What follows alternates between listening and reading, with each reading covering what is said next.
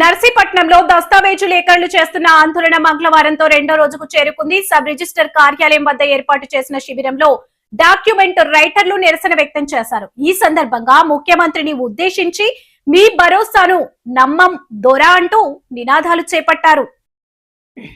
ఆంధ్రప్రదేశ్ ప్రభుత్వం వారు గత నెల 30/6/2026 సంవత్సరంలో తీసుకొచ్చినటువంటి జీవో నెంబర్ 396 అనగా పీపీపీ విధానంలో ఆర్ఎస్కే సెంటర్ని ఏర్పాటు చేయాలి. ఆర్ఎస్కే సెంటర్ అంటే సబ్ రిజిస్టర్ ఆఫీసు చేసేటటువంటి పనులన్నీ కూడా, డాక్యుమెంట్ రైటింగ్ చేసే పనులన్నీ కూడా సింగిల్ విండో సిస్టంలో ప్రభుత్వమే చేయడానికి ఏర్పాటు చేసిన ప్రైవేట్ వ్యవస్థ వలన ఒకటి పబ్లిక్కి చాలా ఇబ్బంది కలిగేటటువంటి పరిస్థితులు ఉన్నాయి. సీక్రెసీ ఉండదు, ఇన్సూరెన్స్ ఉండదు, అలాగే దస్తావేజీ లేఖలకు భవిష్యత్తు ఉండదు.